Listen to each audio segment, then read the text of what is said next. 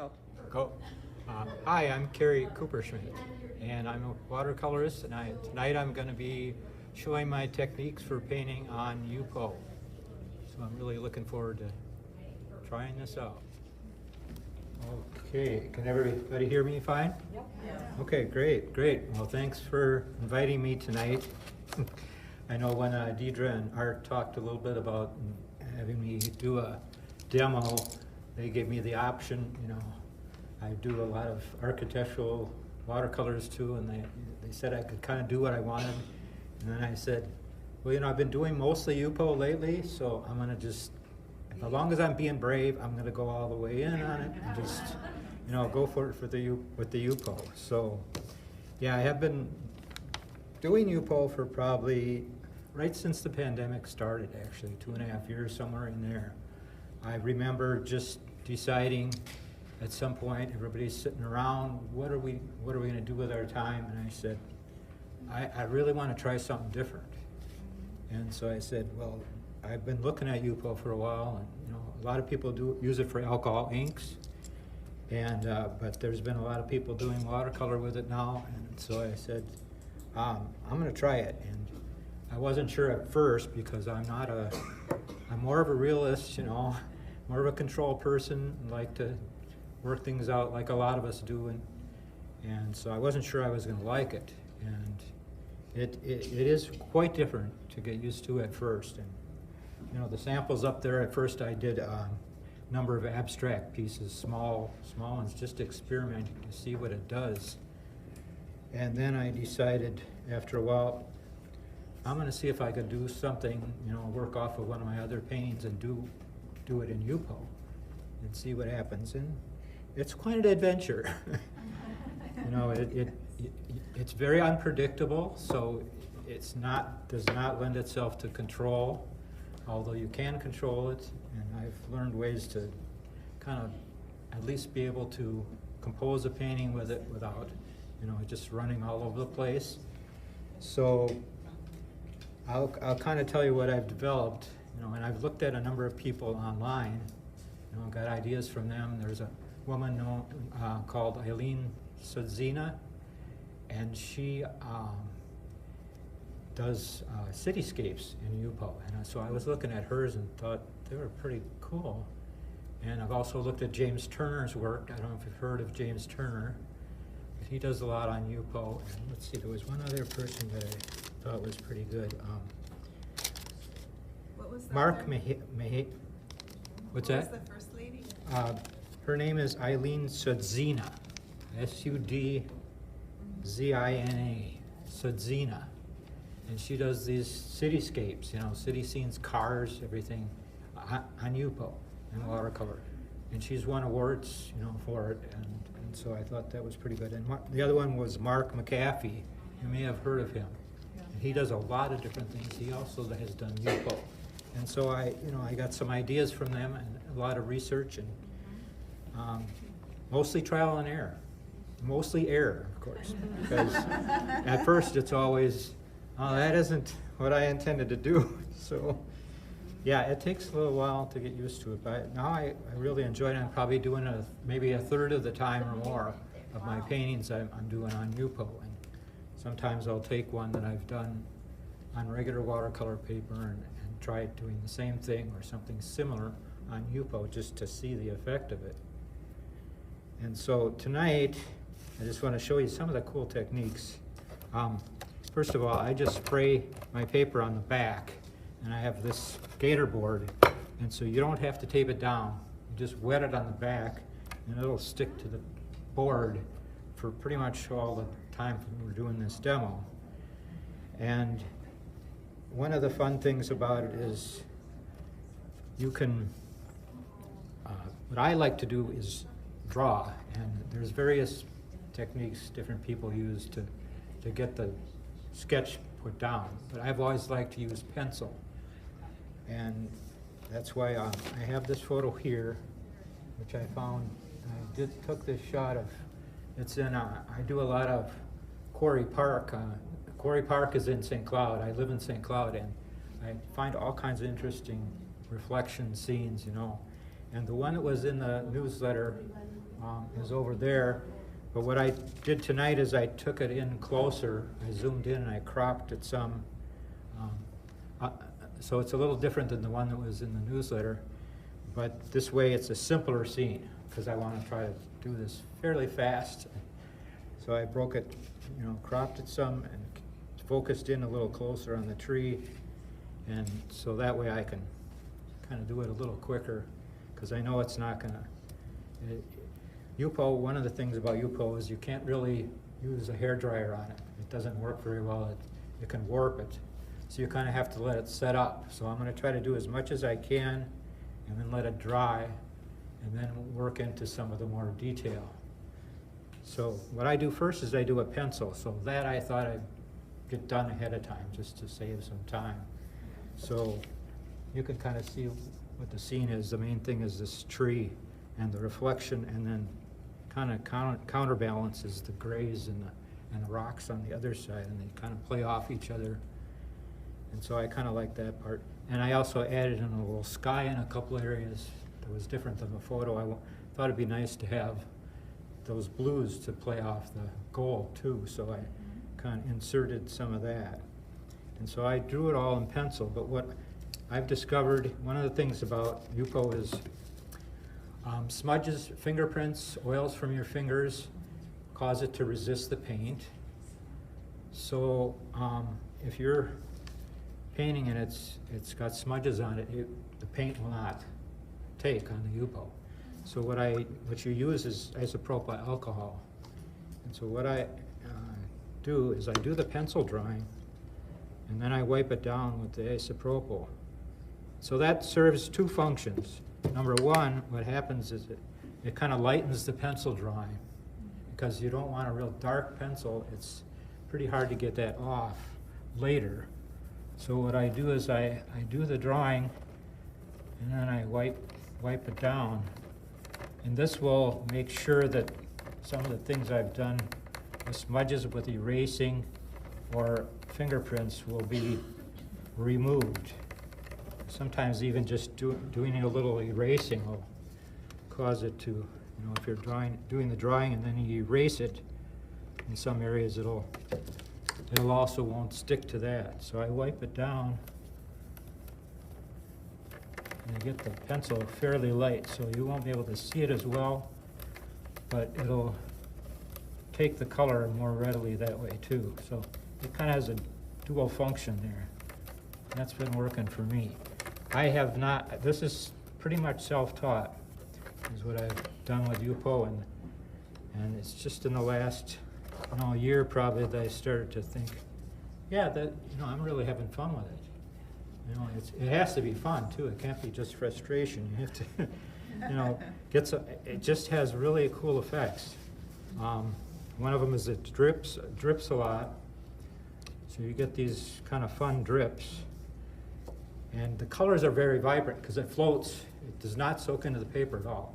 It's not actually a paper. It's made from polypropylene, and but it is recyclable. That's what I was reading the other day. It can be recycled, so it's not really a plastic, but it's like a plastic.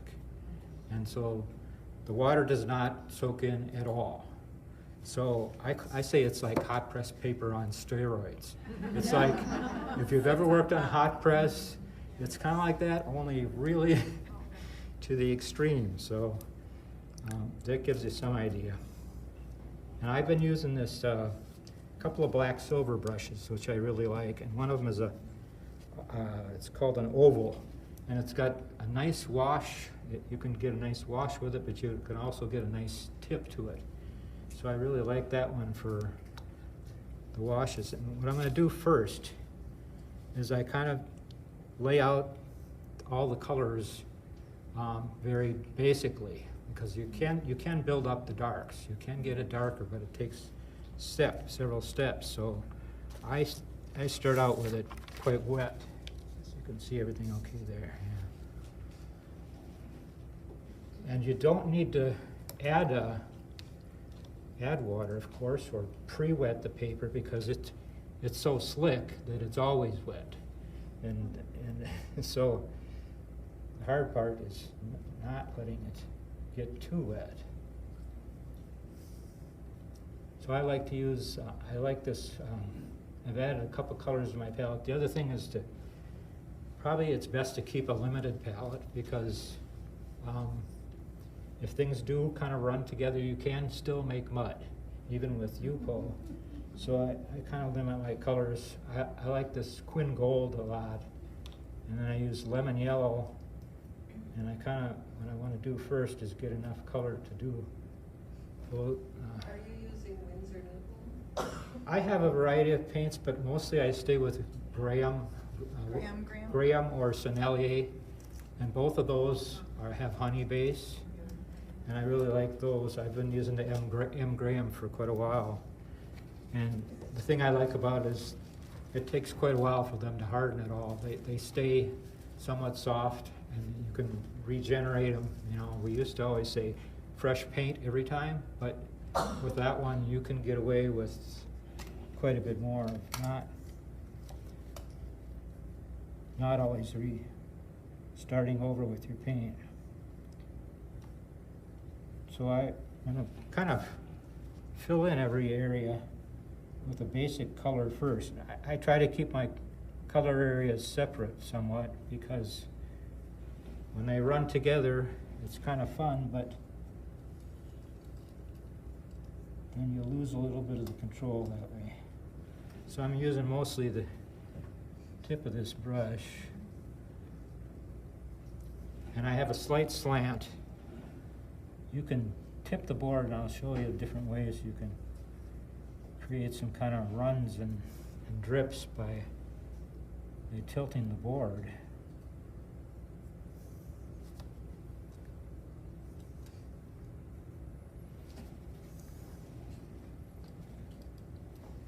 The other thing I did is I added another little negative space there at the top of the tree to make it a little bit more like a regular tree.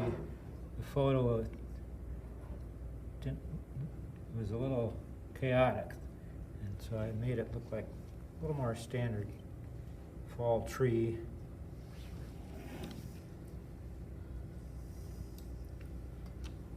I also use a couple other yellows, but mostly lemon yellow, and I use some gamboge.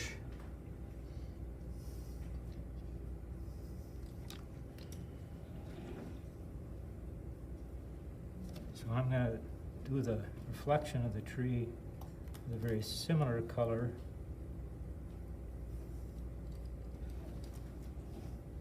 But I'm going to let that run some when I add the reflections around it. And I'll show you how you can kind of let things blend together more if you want. Sometimes it blends when you don't want it to, of course, but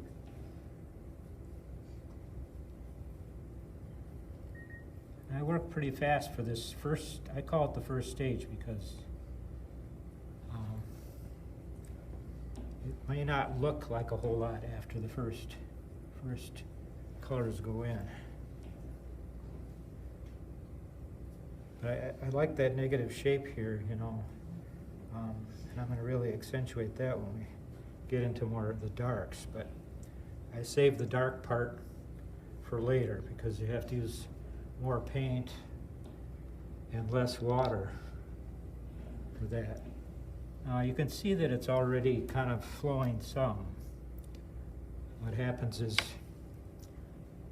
one way to make it flow a little more is I use a mister, a little light spray for a lot of different things with UPO. And if you tilt the board a little more, you can let that bottom part bleed down a little more. I even turn it different directions, and it's kind of cool to see what it's going to do. So you can mist or wet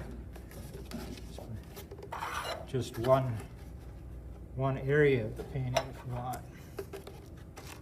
Let's see if I can get that back in the same spot. There we go. Yeah, so you can see how it kind of bleeds down. And then I'll be adding some greens around that. So the reflection part of it will be more runny. And we'll try to get the upper part a little sharper edged. That'll be in a later stage, of course, because it's not very sharp right now.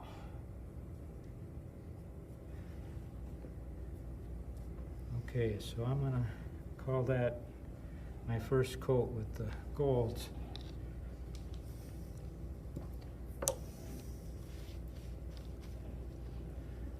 See what that does. And sometimes, it's not doing it too bad here. Sometimes you'll see a lot of brush strokes, you know. And some people that annoys them to see the brush strokes of the painting, because Yupo often leaves that. It's not doing it too bad here, but you can make a real flat, you can actually make a flat wash if you use that mister a little bit. Okay, now I'm just doing like a first layer sort of each of these colors, and then I'll get into more detail after. What color are you doing now?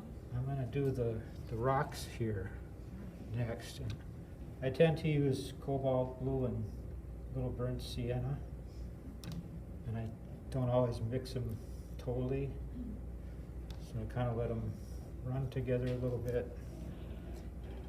So I'm going to just do a light gray, just to kind of get it established in the composition, so this won't be the final color, but it'll at least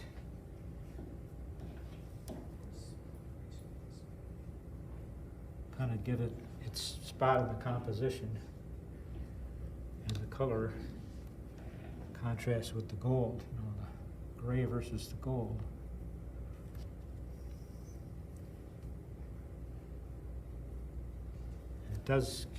It can look like kind of smeared, you know, if you're not used to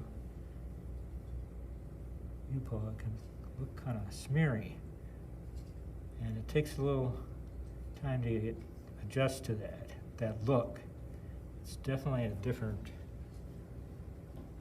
look than typical watercolor.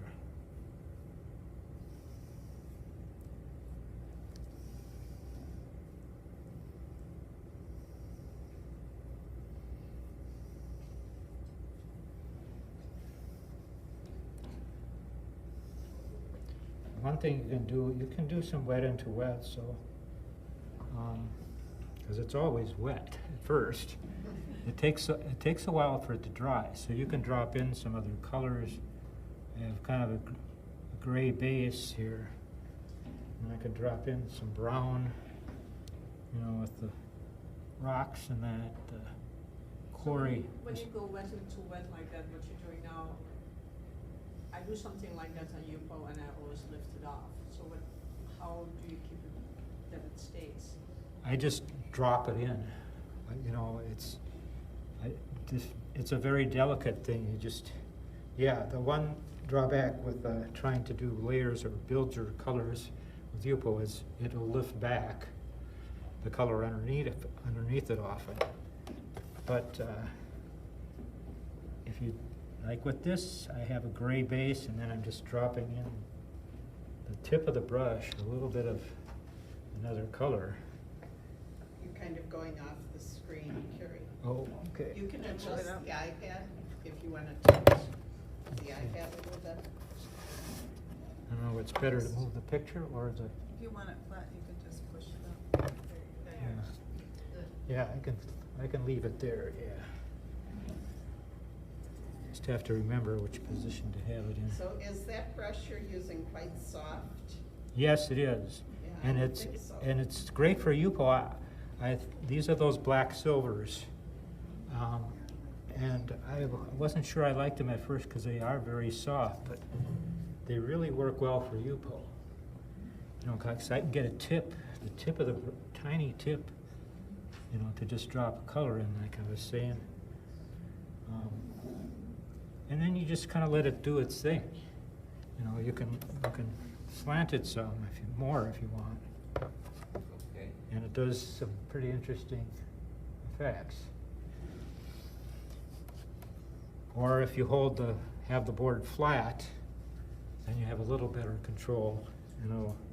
But it also dries different than you expect it to. Sometimes Yupo, it has a little sediment in there or something, you know, if you have a color that tends to dry with some texture in it, it'll exaggerate it, I think. And I've got a little bit of rocks over here too. I'm gonna put that in there. And I can, of course, completely change this later if I want, which I tend to do. I keep playing back and forth with it. So I'm gonna do a little bit of the line between the rocks and the reflections. I often use like ultramarine and burnt sienna for that to get kind of a darker gray. I just want to establish a line here, kind of where those two come together. And of course it's going to bleed some, because that's what it does, but at least gives me a little bit of that line.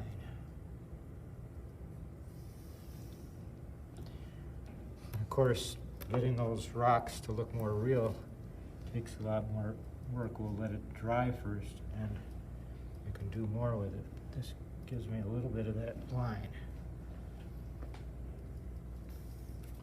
So I've got a couple of the main areas done for now. Question. Yes. I've never used it. Does it take a lot longer to dry? Yeah, it depends on how saturated the color is. You know, if you use a fair amount of paint and less water, it dries fairly fast. But at this stage, yeah, it takes 10 minutes, 15, you know, some areas. This is drying now. I move around on the page, so I work different areas, and eventually I kind of have to let the whole thing dry. That's what I'm doing now, is I'm kind of getting each area, the basic color of each area, and then I'll let the whole thing dry for a while. Thank you. Because, yeah, if I can move around a little bit, and, you know, let one area dry and then work on another, and then get back to the other one. But that's why we're going to have kind of a break, where I'll get all the basic areas in here, and maybe start to do a little bit of detail, and then let the whole thing dry. And that's when you can establish more edges and actually create something a little more realistic. And can you work on it then for those details when it's totally dry? You Right, can- yes. Okay. You can lift, the nice thing is you can lift anything to white at any point. And it's like, whoa, when I discovered that, it's like, well, yeah, I can, you know, you can, you want a white, you want a highlight, you just, after it's dried, you can still pull it back. And I'll show you, I use Q-tips for fine lines, and I'll show you that when we get a little further on. But yeah, you can lift with a brush, or with those, use these little Mr. Clean guys too. You can lift. Depends So you on. don't need to necessarily save whites for highlights. Right. You can just go back in. You and can do go your back, highlights. and it actually works. It actually Where works. do you buy you both? Yeah. It actually works better in reverse if you know, get the strong darks in there and then use the white at the end for highlights. Yeah. You know, and that's one of the things I like about it too. So, yeah, okay, oops, I got it down here. All right, so now I'm going to get some. I tend to, you know, for a quick demo like this, I probably use some premixed. The one premixed green I use is sap green. I kind of like sap green and ultramarine. Yeah. And then I use a lemon yellow too. And I kind of get a bunch of colors mixed on my palette here. I guess you can't see the palette, but I can show you. I kind of like, let's see. I have a number of colors that are kind of flowing together, but they're not mixed totally. Kerry, does it make a difference how opaque or transparent the color you use is? Not especially. Okay. You can use. I use fairly transparent colors most of the time anyway. But but you can get some muddy colors if you, but it's not as easy to get them because, you know, it sits on the surface, so things kind of run around and blend. And I'm going to use this kind of tree here to set off the gold. And right now it's too wet, so I can't get a real crisp line, but I'll show you once it dries some, you can get crisper line, you can get more edges, get some good edges, but it's hard to do it when they're both wet.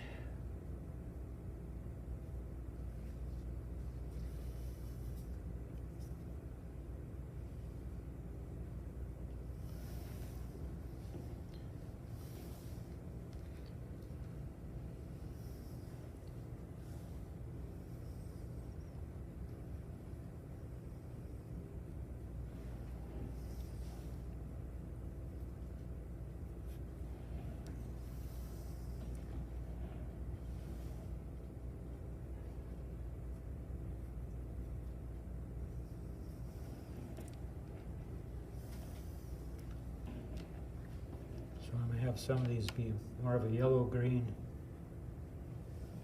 a warmer green over here, and I kind of left that upper section there to be sky.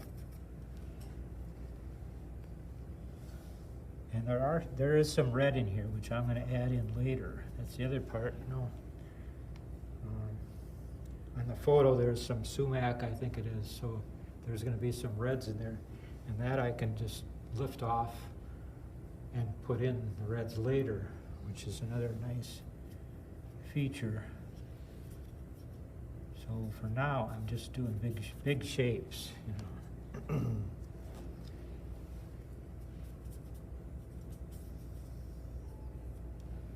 Reminds me of finger paint a little bit.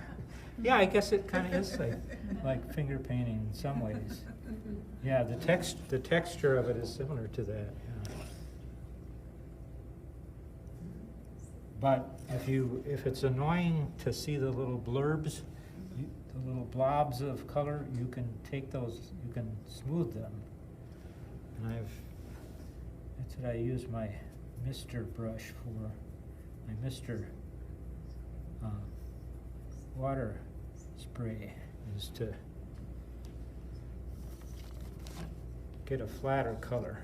But I kind of take some getting used to the texture if you're using a smaller brush.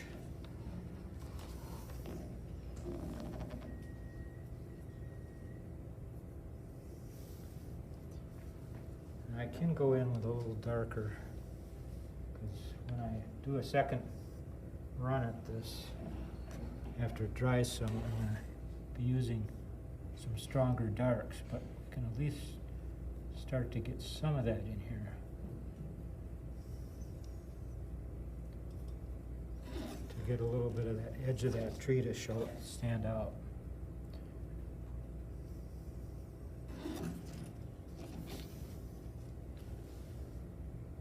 Okay.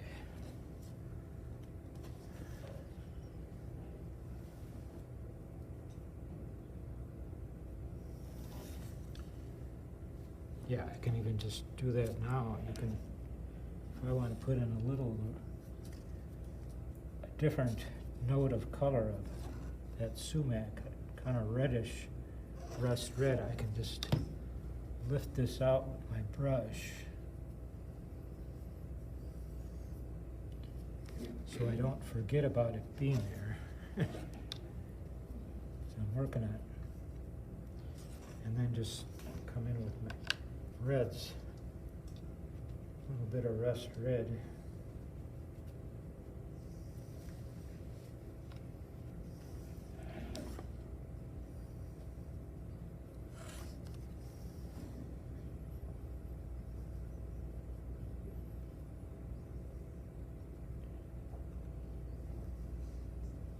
And again, that's just to kind of give it a place in the composition. It's not necessarily the shape it's going to be at the end. But add a little bit of note of red kind of gives it some contrast. I've done this about 4 times now at least, and each time it comes out a little different. I can imagine. Yeah, because it just, okay. I'm gonna let that part dry. And then what I'm gonna do is show you a little bit about how you can take advantage of the way it runs around too. Do this bottom part, these reflections in here.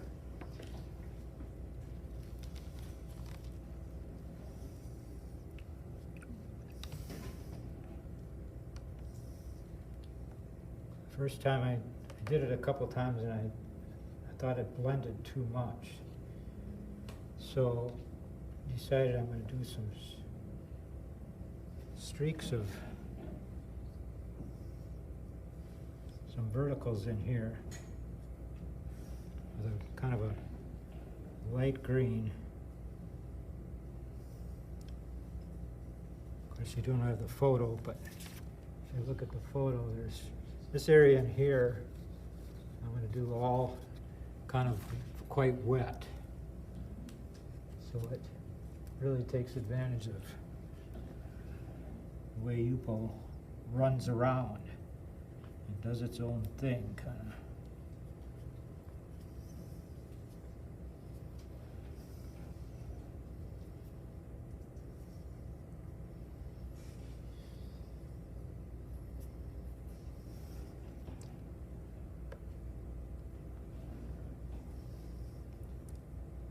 So there's a little bit of a shape of a tree here, but a lot of it is just playing around.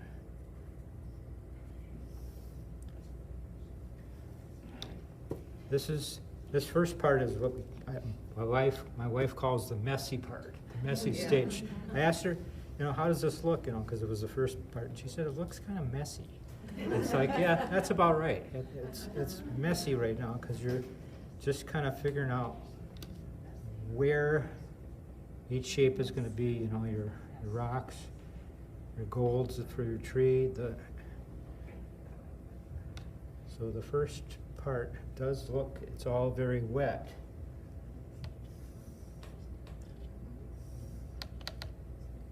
So now that I got some yellow greens in there, then I'm going to drop in some darker greens and just let them run together kind of.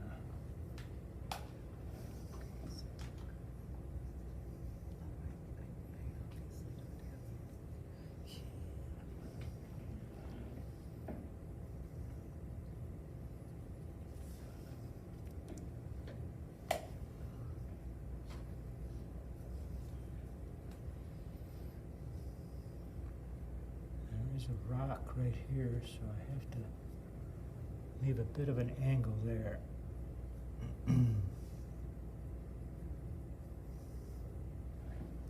Where there's going to be a reflection in that rock.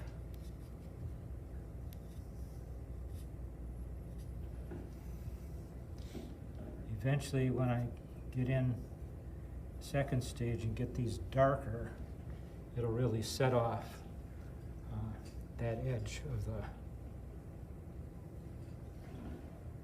these rocks here. I start to do that now a little bit. It's hard to get of course, it's hard to get a crisp edge at first. You have to wait till it's dried some and you can go in with thicker paint. So I can just kind of skip along and get a little bit of that edge. But it's not firm enough to make it look real yet.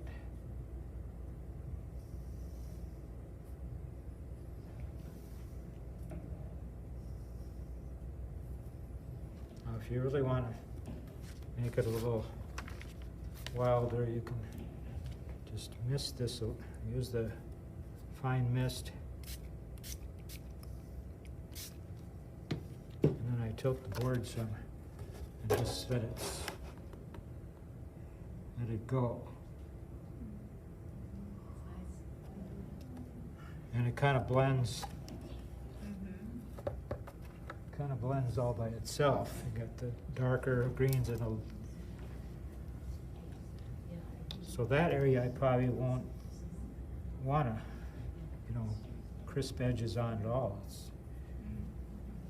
because it really sets off against the rocks if it's really just flowing like that. That's one of the things that's cool about Yupo. Yeah, you can tilt it different ways. If it goes too far, I can tilt it back.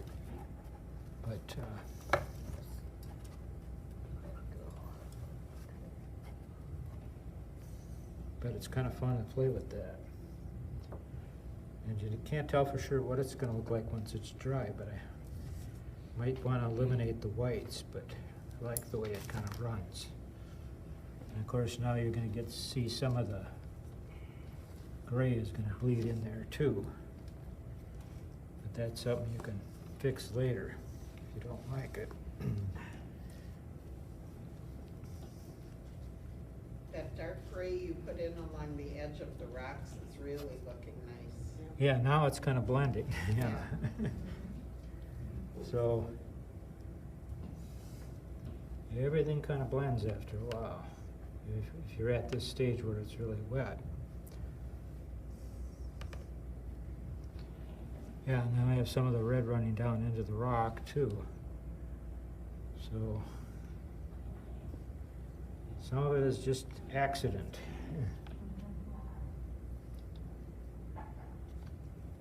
A lot of happy accidents Yes. with Yupo, you know, it just, Happy trees. yes, happy trees.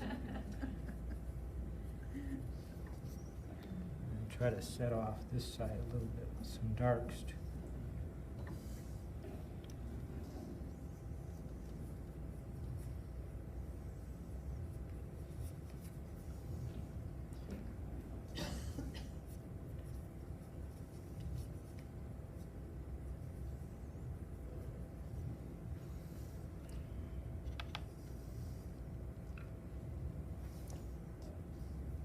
So if you don't like this kind of streakiness look to it, that you get here with the smaller brush, it's pretty easy to come along and just use the slight mist and then just tilt it a little bit.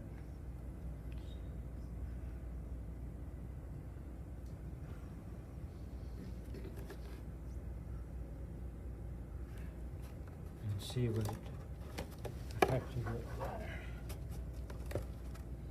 And will eventually kind of blend together. And you can see with the gold it's pretty flat right now, which is, if you want to do a sky or something, yeah, that's nice to be able to do that.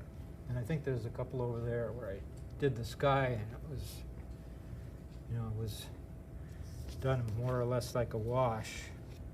And you can get a flat wash if you just mist it a little bit, tilt the board, and let it. Oh, sure. It's not working. Is it not working?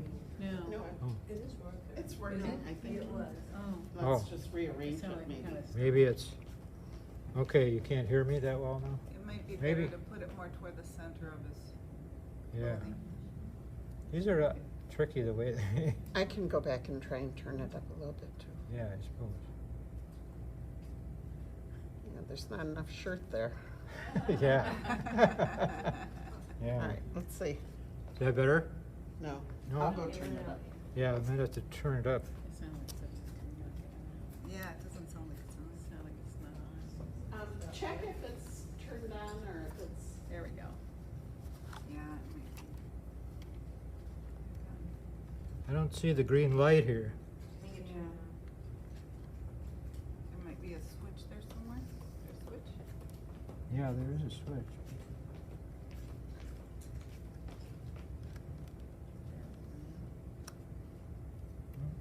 Is that Okay. battery? I don't know if it's- Bummer. Yeah, the green light. There was a green light on the top, yeah. Huh. Spare batteries? I'll look and see if there's any in the box. Just talk loud for now. I'll just have to talk loud for now. I can adjust. Well, that's too bad. Yeah, the light is out. The battery must have gone down. Yay, battery. She found batteries. Oh, okay. Yeah. She's a good doer.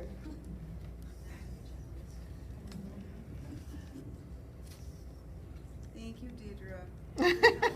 Good job. To have spare batteries. Many that's- years as a technology teacher in an elementary school. I was saying earlier, the only difference would be I'd have 30 talking kids, you know, going crazy at the desks. Yeah. So you're much better behaved. That's encouraging. That's good, that's good. Green light? Green light. There we go. There, you can hear me now? Can you hear me now? Yes. Okay, much better. So it wasn't entirely me, it was the power, yeah. Okay, the other thing I did different from the photo is the tree was kind of just a mass of gold up here, and I gave it more of a shape, you know, more like a standard tree. And I'm trying to do the same thing down in here. But yeah, you can see now that it's dried some. It's kind of blended down in there. It doesn't have the strokes of the brush showing anymore. So you can show them if you want to, or you can flatten it and just make it look more like a wash. You can't technically really do a wash in, you know, in UPO, but you can make it flatter, flat, even color if you want to. Okay, let's see what's next. So, I'm gonna see if I can give a little more edge to this, to that rock line there. Some of that will have to be done once it's a little drier, but you can give it a little bit of sharper edge. So I'll come in here and just create a jagged edge here for the reflection of the rock line. And then you've got another dark in here, but you can let that blend in too if you want. Just missed it a little bit down in there, but not getting into the rocks. Just let that bottom part blend. So we're going to get a little bit, and I'm going to do the same thing up in here, only with drier paint.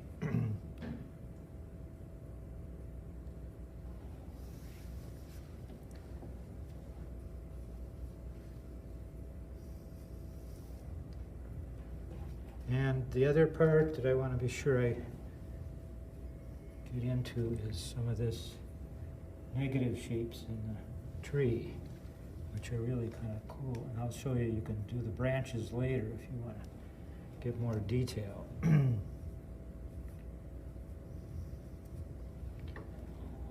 going to get it a little darker, so I'm going to use a little more ultramarine. And this is just the first part of it, because once it dries some, I can make it darker, and I can, again, give you more edges, more sharp edges, to look like smaller leaves on that tree. And we don't have to worry about the branch, because I can lift that back later, the main limb there. So I'm going to kind of use that as my clue to get into the darker part of the reflections here. Just keep kind of going with that, see how it looks. Because you can always change the color later.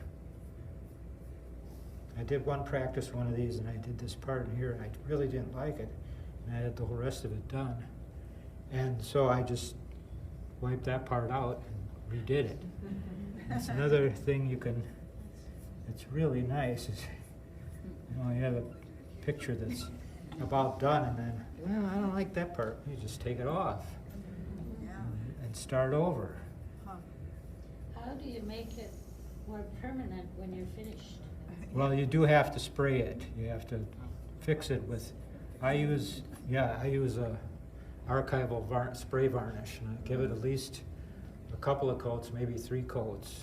And you should put it under, you know, glass most of the time too. I've got one there that I was experimenting with. It's a little koi fish one that's up there, where I just left it up without glass, and you can do that too, and you can see the texture a little better. You know, it's kind of. I'm going to try some of that too. Give it enough varnish coats to protect it, and then you wouldn't necessarily need glass if you give it enough coats. And so you would really see it up, you know, see some of that texture that you might miss with the glass. But yeah, you do have to spray it, because that's what I do is when I think it's done, and I put it away for a couple weeks because I don't want to spray it until I really. And now I'll go back and say, oh, I got to change this, and pretty soon you're all starting over again. But once it's sprayed, then You're done. you're kind of done. You can't really do any more with it then. Carrie, we're about 45 minutes in. Oh, okay, So, okay. let me know when you think you're done with your base coat, and then we'll take a little break. Yeah, Right. this is about right here, because I'm not going to establish the darks too much until it's dried some. So we're done with the messy part. Well, here, I'll put this in here, Let's put that other so mess that in kind of tie it together here. But now we can let it dry some, and I'll show you how I go back in and add some detail. I won't be able to add enough to call it finished, but I have another version that's further along that I can show you how to do the latter parts of it. This gives you a good starter stage. It just gives an idea how UPO works. It's very runny yet in most areas, and you can, if you don't like that, you can go in with a stronger color and a drier paint, and I can show you how I'll do that in here probably. But that's a start.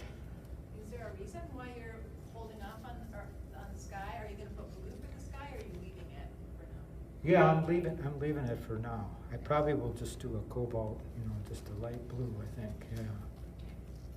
But sometimes what I do is sharpen up those tree edges first, and then put in the sky. You can do it that way. That's the other nice thing is you could, you know, with watercolor normally, yeah, you go from sky to the foreground, but it seems like with the UPO you can just save one part and finish it. Yeah, I'll probably just do a real plain cobalt in there, but I'm gonna wait and sharpen up some of those parts first. Yeah, okay. All right. Go, okay.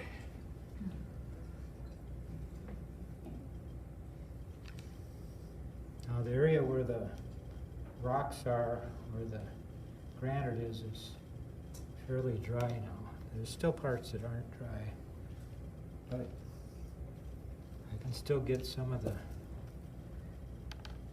detail in there. So I'm using ultramarine and burnt sienna to get kind of a strong dark here.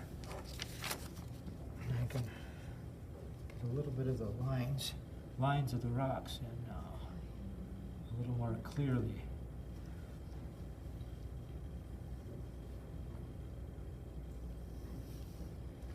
Just use the tip of the brush for this.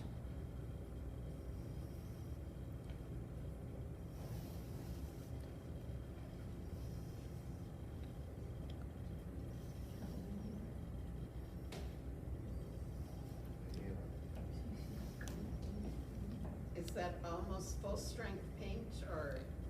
Yeah, it's pretty thick paint. Yeah. It's much thicker paint and much less water than I was using in the earlier stage, so once it's dry, you can get those lines in there.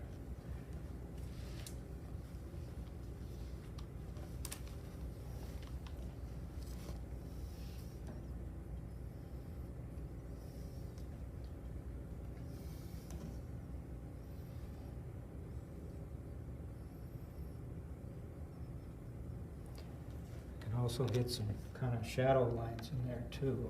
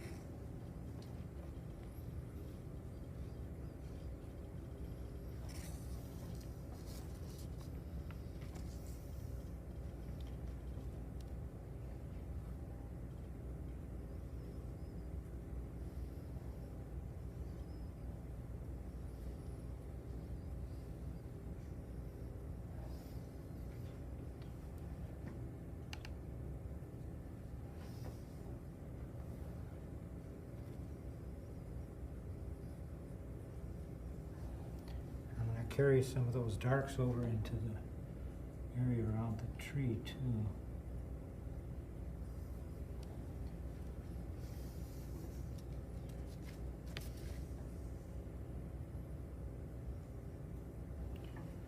Try to give this more definition, and that's one of the harder parts, is to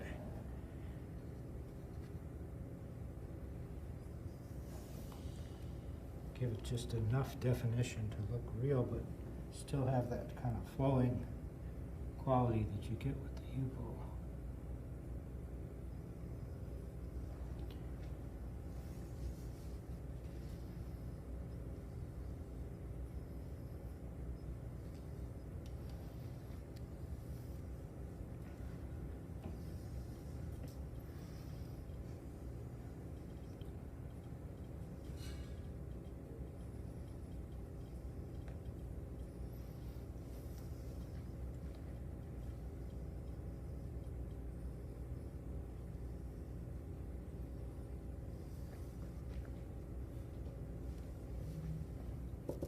Still throw a little bit of browns in there too.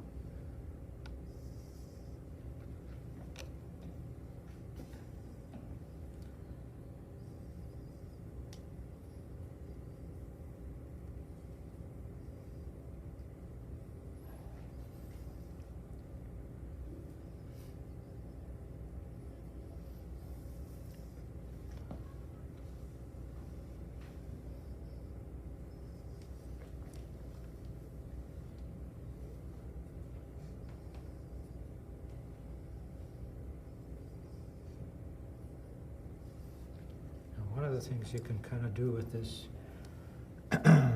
these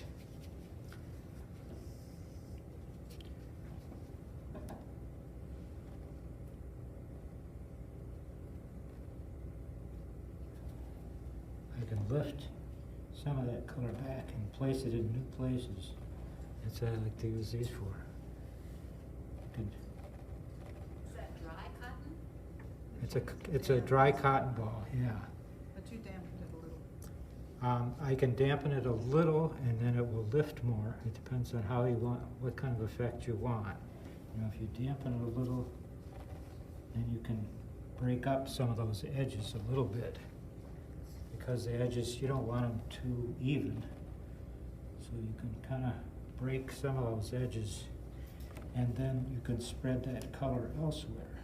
So sometimes what I do is lift it off in one place and place it in another, and you get a really interesting texture from that.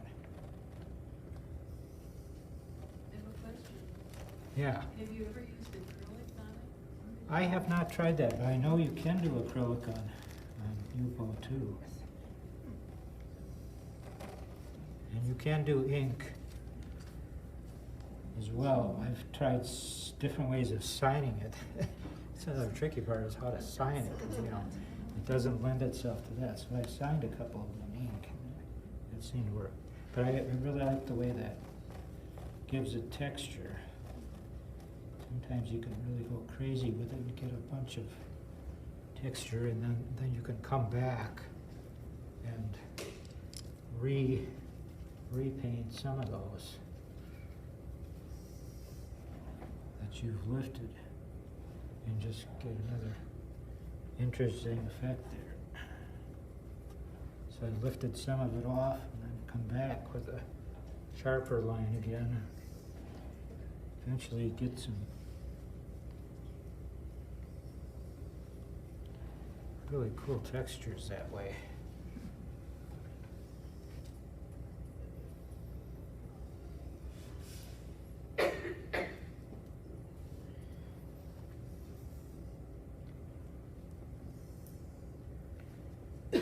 Okay, and the other thing I do with the rocks is come back in and you can lift to a pure white again.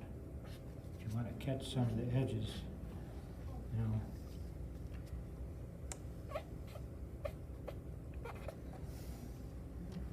Pull some of it back to pure white again.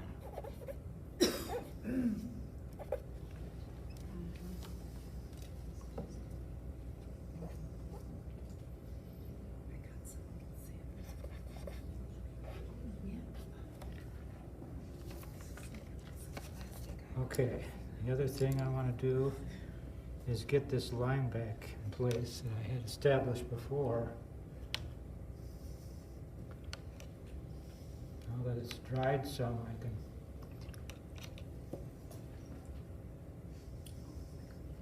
get a little firmer line in here. I'm gonna kind of do lost and found edges here, so just to give it a little sharper edge where the rock reflection meets the trees here.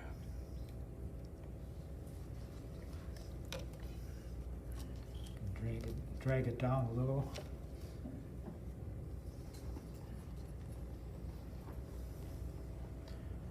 Okay. I had done a layer of color here. I want to get it really dark. So now I'm going to come in with more color and less paint, and I'll be able to really pop that negative shape in there better.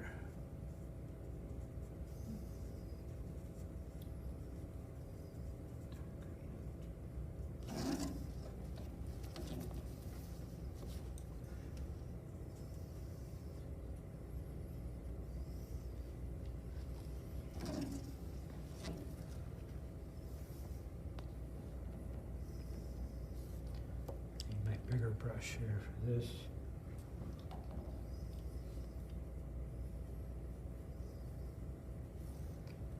So you see you can add more paint and not lift back too much. Just takes some practice to be able to lay that in there. I want to blend it into one shape though, so I'm going to have to continue with this.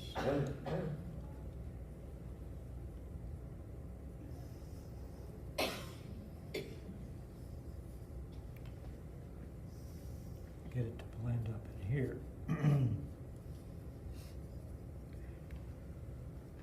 Okay, so we're getting a little firmer shapes here and stronger darks. That's what I'm after.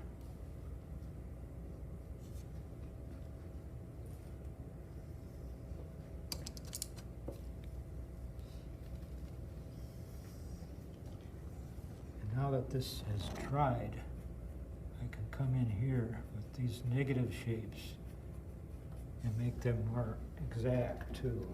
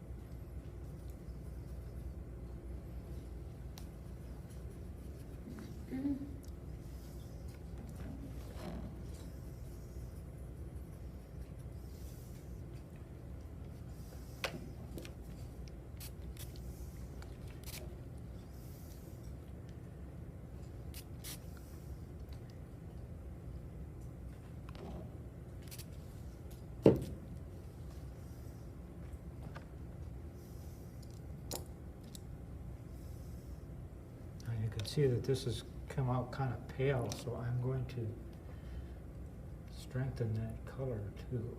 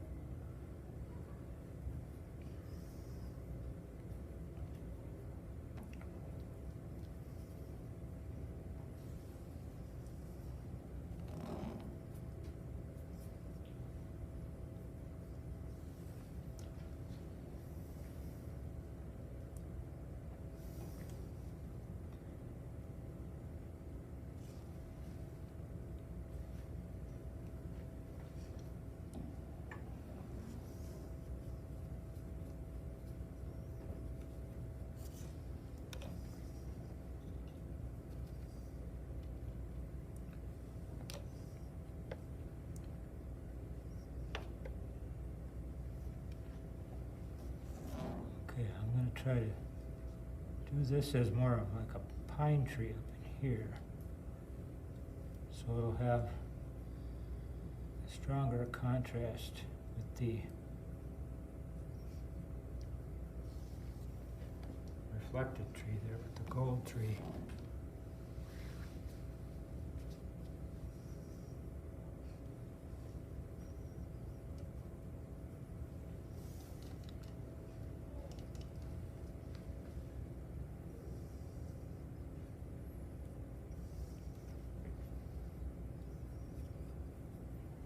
That one's going to be too wet down there to do more with, but We have about 10, 12 minutes left, Kerry. okay. I know, I feel like we're rushing you. Well, that's fine. I'll be good. I knew this wasn't going to get done, so what I have is I'll show you the one I brought along that I did more with. So this is Oh. more finished. Wow. So you see, what I did with that is I continued to refine those edges, and I also did quite a bit of lifting. And so if you do it with the Q-tip, you can really get some fairly precise lifts in there. I'll let that one rest for a little bit. So for example, I'll come in and lift these back.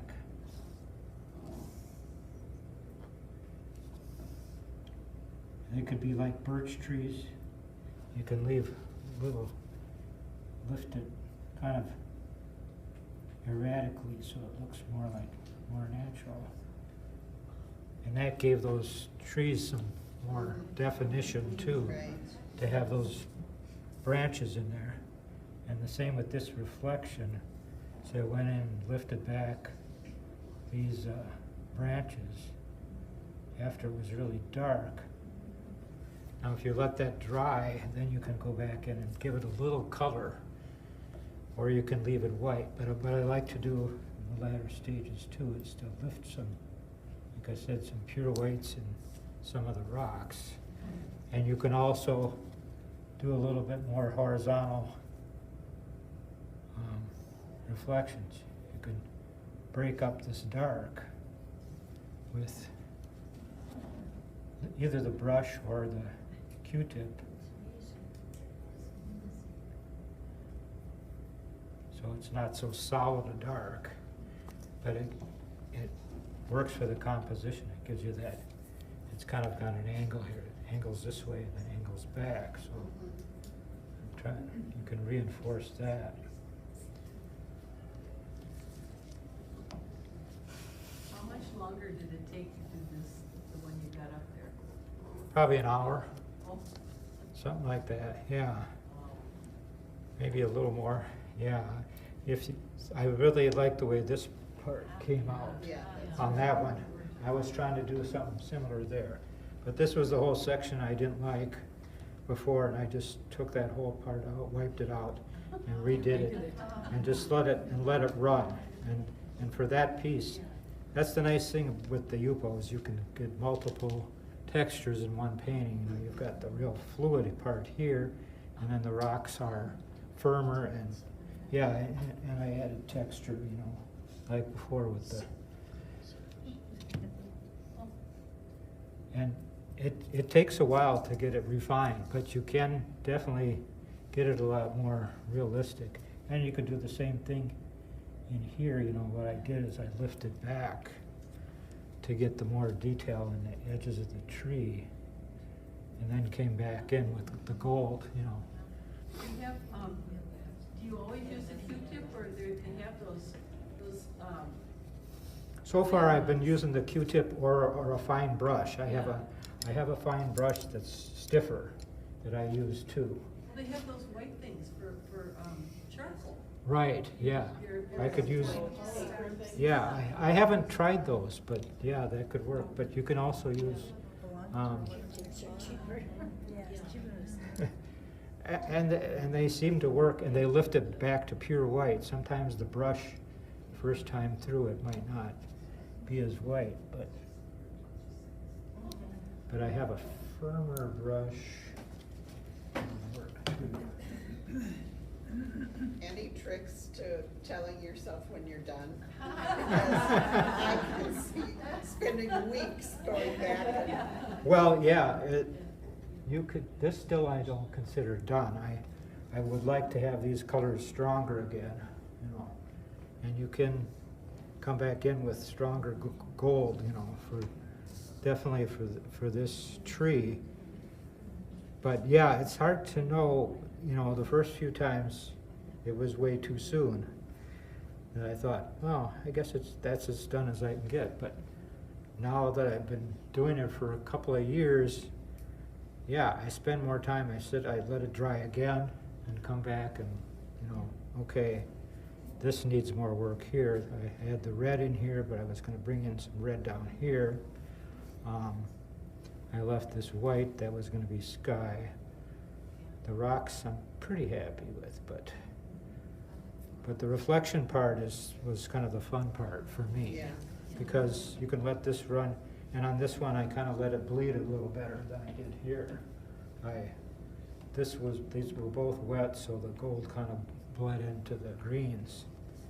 So it makes it have a whole different look to it than the tree itself. So you can tell the reflection from the tree better that way. And I like, you know, I put this shadow in here. Yeah, I like that. That- That's really nice. That helped, yeah. Is that I added started at to the get end? Was the shadow added at the end? Yeah, I added this late, and I put some in here too. Okay. Mostly toward the end I added more shadows. And I got some negative painting in here around the trees to give them a better, more realistic look. But yeah,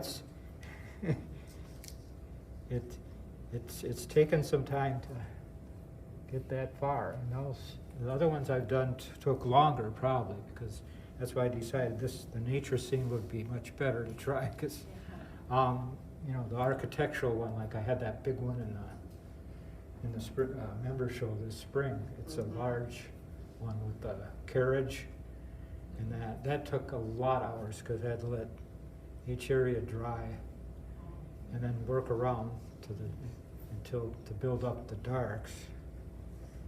So this is definitely faster than an architectural scene, but I really have fun with the reflections. Are you doing UPO exclusively now, or do you? No, I have been lately just to get the feel for this demo, but I probably about a third of the time or a little more. I still have a lot of other projects in mind on regular, you know, on regular 140 pound, but there's scenes that just seem to compel me to say, you know, that would look cool on UPO. So it doesn't fit every scene.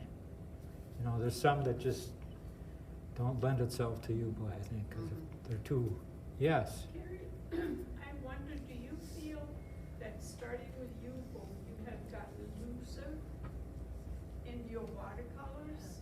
Well, yeah, they play against each other. Yeah, I learn things from the UPO and then try them out in my regular painting too. Yeah, definitely it does loose.